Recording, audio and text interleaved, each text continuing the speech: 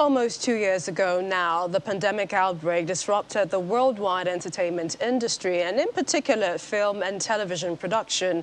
As COVID-19 cases steadily rose in Nigeria and the government enforced a nationwide lockdown, the economy shrank by 1.8%, plunging the country into its second recession in 5 years. And with that, cinemas were closed, events, premieres, entire marketing and distribution campaigns were either postponed or cancelled. But with shutdowns occurring throughout the globe, consumers relied on digital, video on demand, streaming video, and electronic sell-through for entertainment. Well, Michael Stevens, also known as Ruggedman, joins us on this very special edition of the program to talk more about how COVID affected the entertainment industry. Thanks for joining us on the program. Thank you very much for having me. How's your day been? It's been okay, very okay. Let's begin. I mean, like everyone else, how did the COVID-19 pandemic affect you? Well, it affected me negatively, just like everybody else. Let me not sound selfish. Especially from the fact that in 2019, I had the first edition of my the foundation concert, where I actually had performances by entertainers who laid the foundation for Nigerian contemporary music from my time as it is today. Meaning I brought the likes of Plantation Boys, Remedies, Sonny Neji, Pretty and Junior, Azados, Marvelous Benji, African China, people from my time.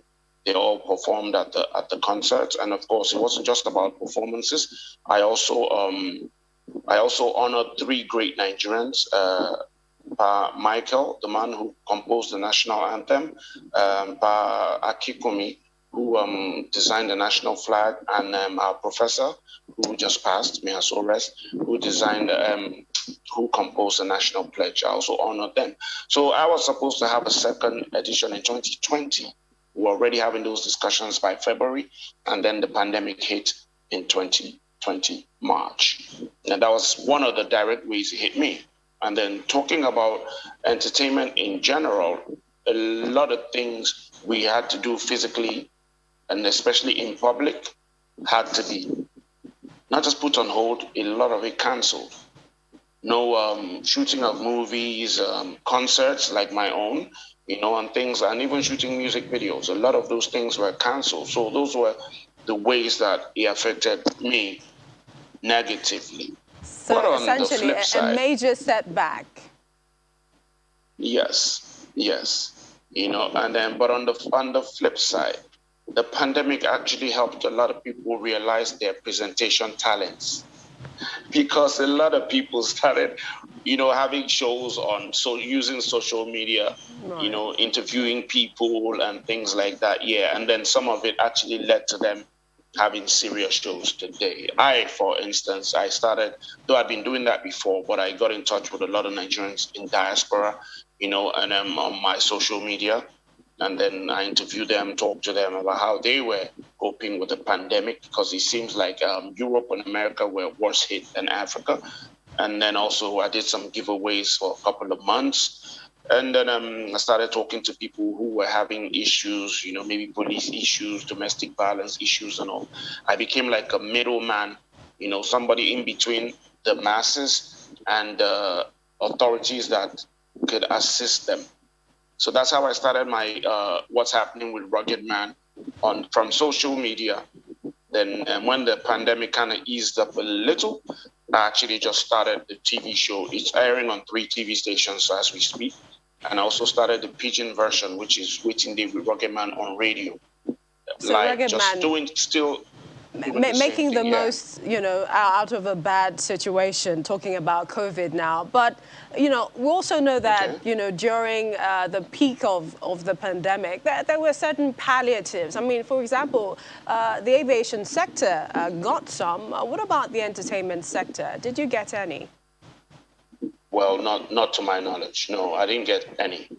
And I don't think I know any entertainer close to me that got any. So if any entertainers out there right now watching, we might just need you to let us know if you got some. So It's never too late, But no, I didn't get any. So according to a report, the trend is that there was a lot more of digital, which you've alluded to. The digital entertainment was accelerated, flowing from, 2020. And this report says that, Nigeria's media and entertainment sectors, the revenue will indeed increase in a couple of years. But when you look at how the pandemic, for some economies, for example, has taken them back to maybe 10 years or even more, and then look at what we have now. Do you see us moving ahead? And also, this is as we live with, what is COVID-19 and the new normal today? Well, yeah, definitely. I see us moving ahead. I speak as a Nigerian and for Nigerians. We've been through worse. I'll just say we've been through worse, and Nigerians are very resilient people. We went through Ebola, and look at us today. COVID, you're learning very soon. We're going to live through this, and we're going to get better. But it's not even the pandemic that's the worst pandemic. It's not the COVID pandemic that's the worst pandemic for us. It's the political pandemic. A political pandemic? Ruggedman. Sorry, I didn't get that. Yeah, just to expatiate on your last comment, you said political pandemic. Yeah, to me that's the worst pandemic that's been hitting Nigeria since 1960. Because basically, I just said basically, if from 1960 till now we still don't have our basic amenities like constant electricity, good education, healthcare. Every day we hear and see our doctors fleeing from Nigeria to go abroad. We hear great things about Nigerians. We hear great feats Nigerians are achieving abroad, but not inside Nigeria.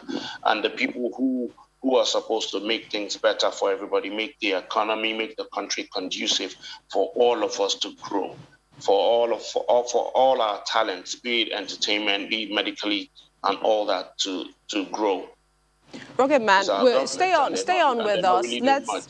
Yes, sorry to interrupt you. Stay on with us. We need to quickly go on a break. Still to come, we'll also be talking about the recent reports by Ruggedman that states Nigeria's creative industries is employing a lot more, and this is about 2.7 million more by 2025.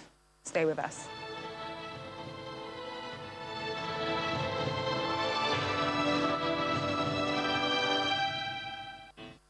You're still watching the COVID-19 update. Of course, things that are happening in Lagos, and one very one is the building collapse that is in the Ikoyi area of Lagos.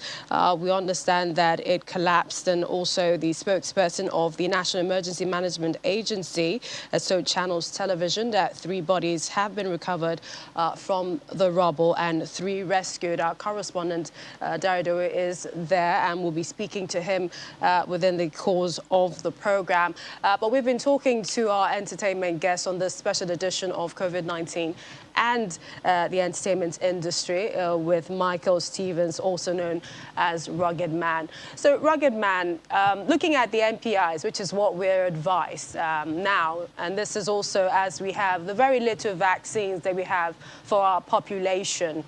How much of the entertainers are also responding to vaccines, taking the vaccines, are open to getting vaccinated, and also participating in the non-pharmaceutical interventions, the hand wash, the face masks, especially when they have their shows or when they're in crowds and what have you?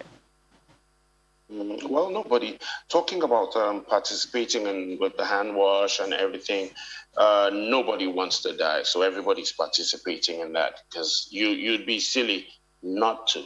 Like I tell people, even though at a point some people are like, "There's nothing like COVID-19," but what I keep telling them is, I will not let me be the one they will use as an example or to use to confirm that there's COVID. I'll not be the one they will use to confirm. So I follow all that procedure.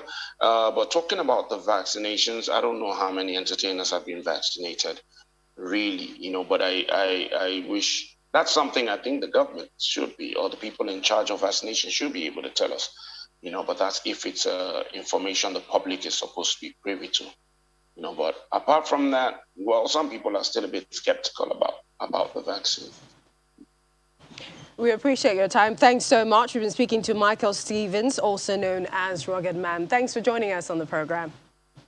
Thank you very much.